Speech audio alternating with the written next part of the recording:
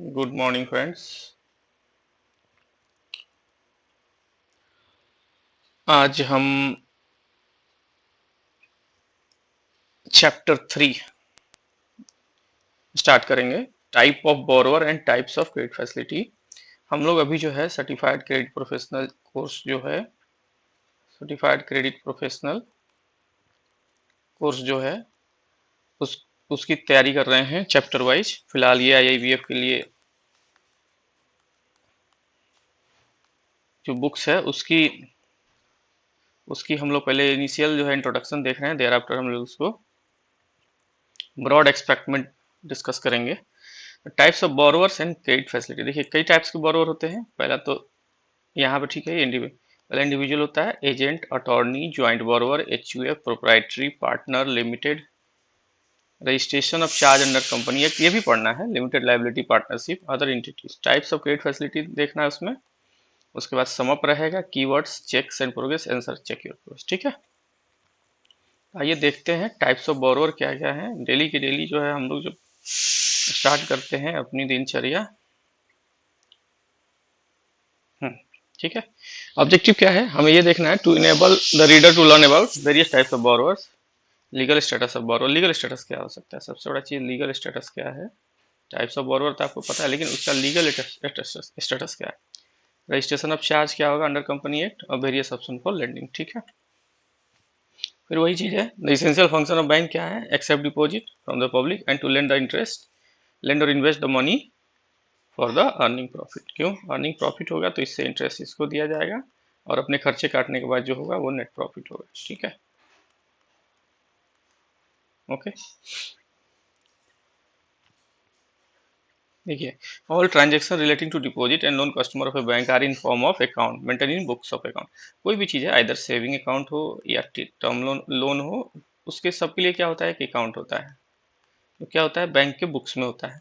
The customer में भी individual individual भी हो सकता है, ज्वाइंट हो सकता है, ज्वाइंट हो सकता है आइदर सर्वाइवर में केस में। ठीक है, एचयूएफ हो सकता है, ट्रस्ट हो सकता है, एक्सक्यूटर्स हो सकता है, एडमिनिस्ट्रेटर्स हो सकता है, एजेंट हो सकता है, अटॉर्नी हो सकता है, फॉर्म्स हो सकता है, club, association and limited companies.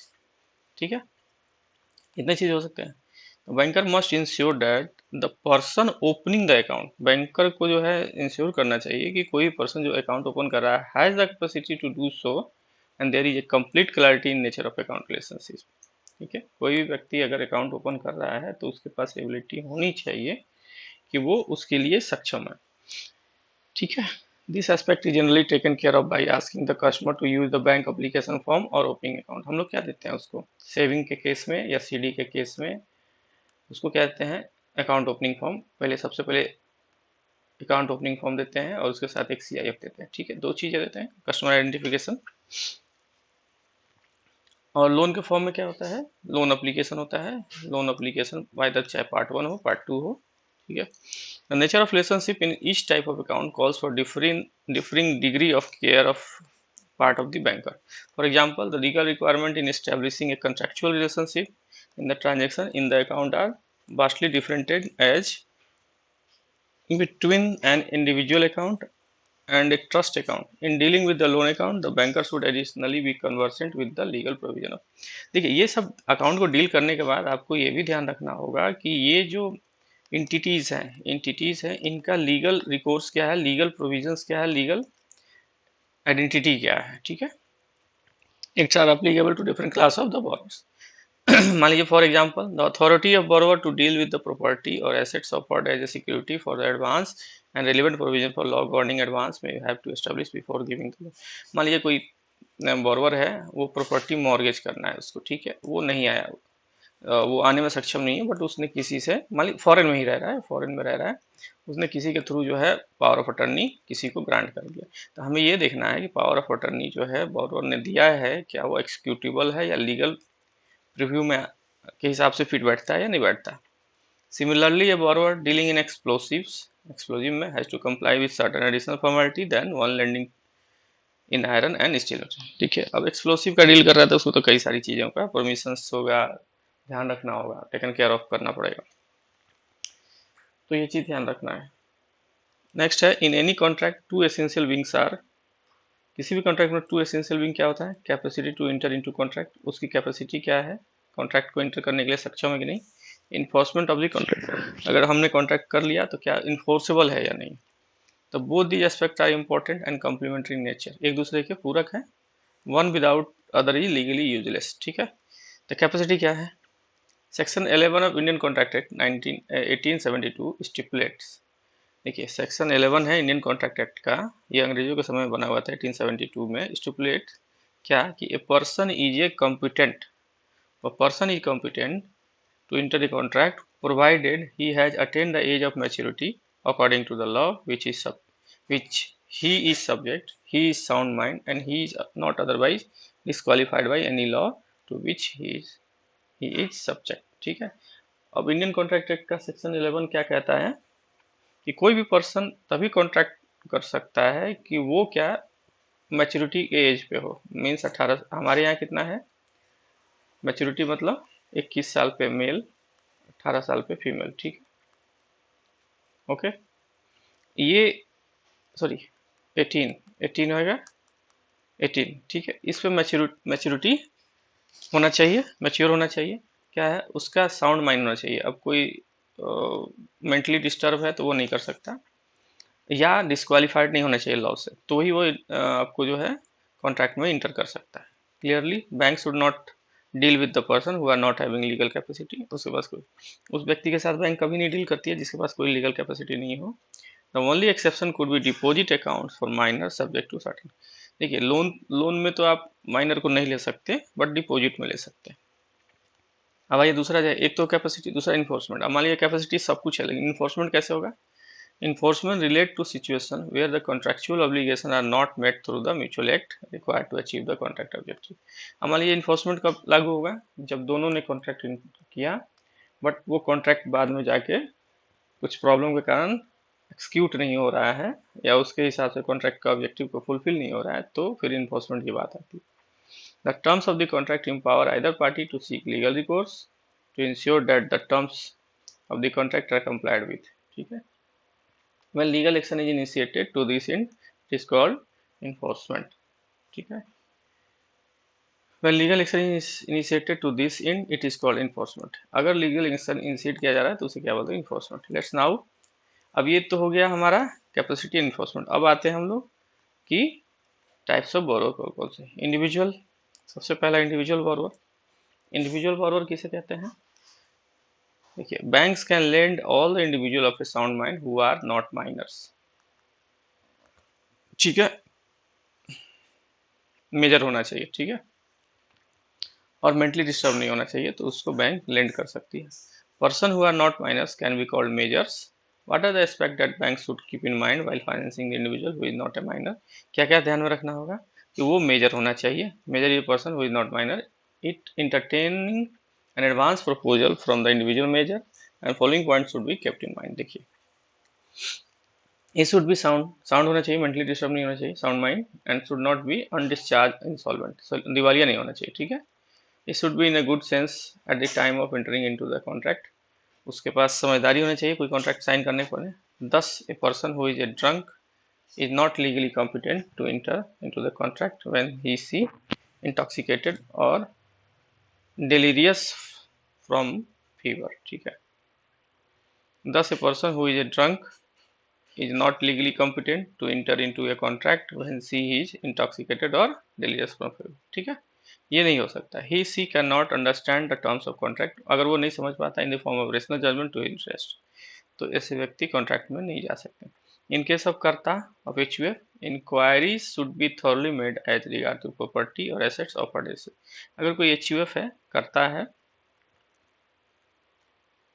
तो उसकी इंक्वायरी क्या है, थॉरली करनी है, रिगार्ड्स किसके, प्रॉपर्टी और assets offer as security. The note of concern here is that other co-partners may ratify or repudiate a contract where HUF property assets is involved। अब HUF होता है, HUF में क्या होता है, एक मेन कर्ता होता है, बाकी सब उसके को पार्टनर्स होते हैं। तो कोई भी कर्ता अगर काम कर रहा है तो इनको उसको रेटिफाई करना है या उसको कंफर्म करना है, ठीक है।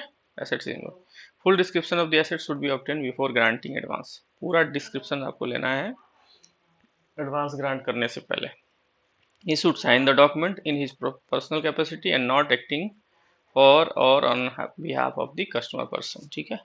minor, a minor is a minor is a person who is not a legal age। minor क्या है? जिसका legally age क्या है, legal age अटेंड नहीं किया। who has not completed 18 years of age irrespective of whether guardian of the person or state appointed by the court before the complete 18 years। तो उसको कोई भी व्यक्ति जो लेस देन 18 ईयर्स है तो उसे क्या बोलेंगे, माइनर बोलते हैं। According to law a minor can not be capable to entering into contract and the contract enter into by the minor is null and void. ठीक है। 18 साल से नीचे कोई व्यक्ति है तो वो माइनर कहा जाएगा, और as per law contract act के हिसाब से minor can not be entertain into contract. ठीक है। Asset place to the bank against advance granted to the minor are not available to creditors bank for appropriation of dues. अगर minor की property है तो भी आप इसे नहीं ले सकते हैं। ठीक है। Even if an advance is granted to the minor backed by a collateral guarantee of the third party who is legally competent to execute a guarantee, legally remedy to recover the amount from such guarantor is not available to the creditor। देखिए अगर आपने minor का कुछ भी लिया तो bank क्या है, वहाँ पे सक्षम नहीं हो पाएगा वसूली के लिए। The contract of guarantee is invalid and the ground that contract between the primary debtors minor and creditors bank is void। Circumstances under which advance can be granted to minor क्या है, कब दे सकते हैं? A minor is not bound by certain agreement which would be binding on person of full age, but the contract for supply of necessity of the minor such as education, clothing, इसके लिए दे सकते हैं आप, clothing के लिए, medical treatment के लिए, shelter के लिए, और for the benefit of state of minor is valid contract. तो वैलिड कॉन्ट्रैक्ट होगा। Section 68 of Indian contract act says that the property of minor is liable for the above. अगर आप इस चीज़ में उसको देते हैं पढ़ने के लिए, क्लोथिंग के लिए, मेडिकल ट्रीटमेंट के लिए, शेल्टर के लिए या उसके बेनिफिट के लिए, तब आप इंडियन कॉन्ट्रैक्ट एक्ट में उस प्रॉपर्टी को इंक्लूड कर सकते हैं या उसको एक्सक्यूट कर सकते हैं for recovery of your dues in case of default.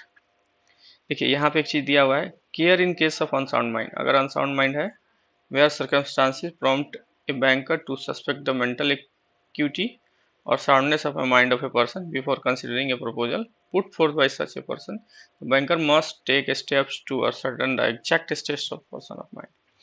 अगर अनसाइंड माइंड का है तो फिर उसके बारे में पूर्ण जानकारी आपको लेनी है। It is difficult task and it is best to obtain medical opinion.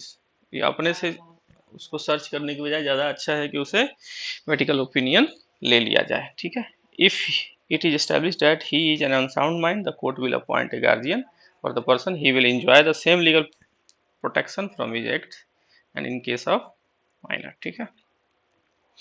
अब यहाँ जो हम लोग पढ़े थे, अब नेक्स्ट क्या आता है, who can borrow for minor benefit। Minor के बेनिफिट के लिए कौन लोन ले सकता है, तो कहता है गार्जियन में borrow on behalf of minor. Minor के बिहाफ पे गार्जियन बोरो कर सकता है। Personal laws of minor determine the guardianship of a minor as per Hindu law. ठीक है। Personal laws of the minor determine the guardianship of minor as per Hindu law. Hindu law के हिसाब से under 6 of Hindu minority and guardianship act 1956 the father and in his absence the mother is considered natural guardian. किसी minor का जो है father जो होगा natural guardian होगा, और फादर अगर नहीं है तो मदर उसी नेचुरल गार्जियन होगी। And the same act is a testamentary guardian is appointed on the basis of testament will by the natural guardian in respect of minor person और property. मान लीजिए ठीक है, गार्जियन अगर चाहे तो किसी को भी टेस्टामेंट्री गार्डियन मतलब एक देखभाल करने वाला गार्जियन अपॉइंट कर सकता है। किसके थ्रू? बाय टेस्टामेंट मतलब विल के थ्रू। ठीक है। Such guardian act after death of the father और mother and before minor complete 18 year. मान लीजिए फादर मदर किसी कारणवश नहीं रहे तो जो जिसको टेस्टामेंट्री गार्जियन बोलते हैं वो क्या करेगा, उसका देखभाल करेगा तब तक किस तक, 18 साल के एज तक। आपने कई सारी फिल्मों में आपने देखा होगा, पुराने फिल्म में बहुत सारे ऐसे केसेस फिल्म बनाए गए हैं। The guardian may also appoint by the court of law under the guardians and ward act 1890। Guardian जो है कोर्ट के द्वारा भी अपॉइंट किए जा सकते हैं। किसका? Under the guardian and ward act 1890। Under Mohammedan law the father alone is regarded the natural guardian of the minor. Mohammedan law में क्या है, पत्नी का की जगह पे जो है पत्नी नहीं, फादर एलोन जो होते हैं वहाँ पे नेचुरल गार्डियन माने जाते हैं इन हिज एब्सेंस, क्योंकि वहाँ पे कॉन्ट्रैक्ट होता है, शादी वहाँ जो है, मैरिज वहाँ पे कॉन्ट्रैक्ट है, ठीक है। In his absence the executor appoint by the father in his will, और फादर्स फादर और executor appoint by the father and father would be legal. मतलब फादर के ही जो लोग होंगे रिलेटिव, उसके मेल, नीचे के मेल, ऊपर के मेल, सारे मेल्स, तो वो जो है वही एक्सिक्यूट कर सकते हैं उस property and the property of the Muslim minor, ठीक है। वहाँ महिलाओं का ये नहीं होता, उसको कहते हैं राइट नहीं होता है, ठीक है। वहाँ मोस्टली जो भी मेल होते हैं वो वही राइट राइट उनके पास होता है। क्रिश्चियन लॉ में क्या है, requires appointment of a guardian bye the court of law. Christian law में जो है गार्जियन का अपॉइंटमेंट कैसे होता है, कोर्ट ऑफ लॉ के द्वारा होता है, for the purpose of dealing with the properties of the minor. Under the Parsi law, Parsi law में क्या था, the procedure is same as under the Christian law और पारसी लॉ दोनों में जो है कोर्ट के द्वारा अपॉइंटेड गार्जियन होते हैं।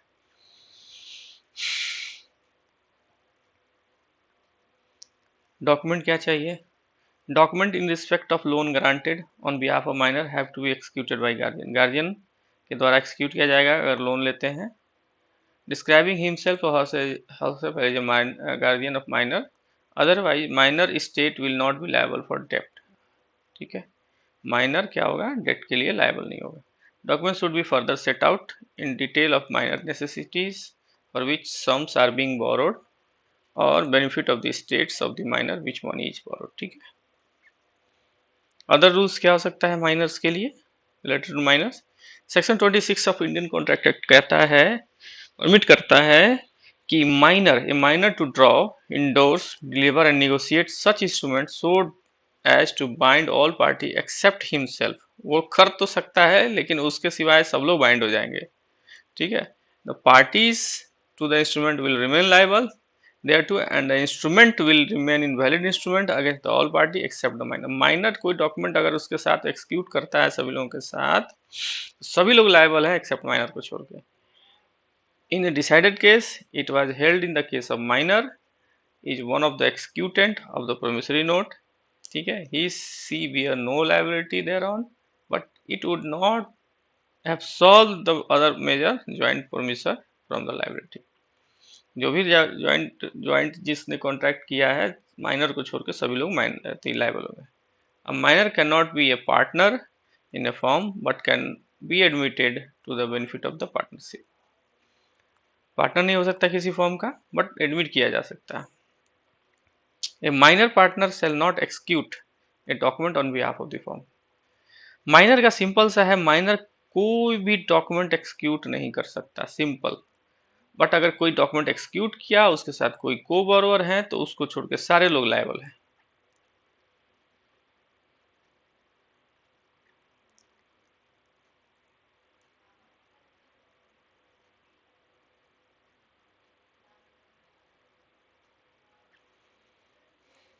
With the consent of authority of other partners, such an agreement will not be binding on the minor but will bind other partners। देखिए, a banker will not allow any advance where such instrument or document is offered as a security। The date of birth of the minor member should be diarized, and when such minor borrower attain majority, his signature should be obtained to confirm the liability during the period of minority, ठीक है। Married women के क्या क्या अधिकार हैं, कहाँ जाके बतियाई थी, सॉरी मैरिड वुमेन क्या है, law does not debar a married woman to seek advance from the bank. Married woman के केस में क्या है, लॉ डिबार नहीं करता है कि वो बैंक से लोन ले, नहीं ले। The point is to be noted as follow, she must be a constituent of the bank और otherwise introduce to a bank. She must have independent means, क्या होना चाहिए उसके पास,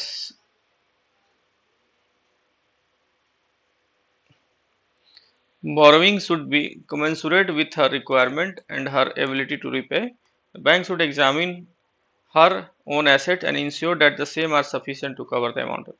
borrower should commensurate with her requirement के साथ उसका commensurate होना चाहिए and her ability, उसको repay करने की capacity होना चाहिए। The bank should examine her own assets and ensure that same are sufficient to cover the loan amount.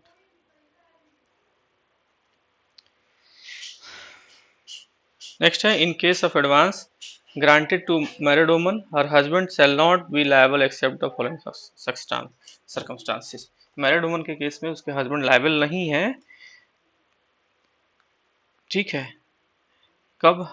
Following circumstances में, if the loan is taken with his consent और authority, ठीक है, क्या है, shall not be liable, her husband shall not be liable, ठीक है, if the debt is taken by her for supply of necessary of life, in case of her husband defaults in supplying the same of her, in any other circumstances the husband shall not be liable for debt taken by his wife, ठीक है।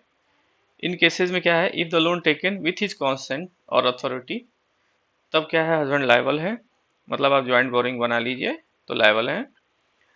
कहता है कि अगर महिला ने जो है सब अपनी नेसेसरी लाइफ के लिए जो है कुछ सप्लाई मंगाई है, in case of her husband default in supplying the same of her, ठीक है, तो भी नहीं है, इसमें लायबल है husband. In any other circumstances क्या है, उसके हस्बैंड लायबल नहीं है। In case of lending to a married couple, bank follow practice of making them को बोरोवर, हम लोग को बोरोवर बना ही लेते हैं किसी भी हालत में, प्राइमरी बोरोवर को बोरोवर, ठीक है। It will in order to obtain a legal advance in respect of stridhan while extending any credit facility against charge over any assets of Hindu woman, ठीक है। आज इंडिविजुअल देख लेते हैं फ्रेंड्स, उसके बाद देखेंगे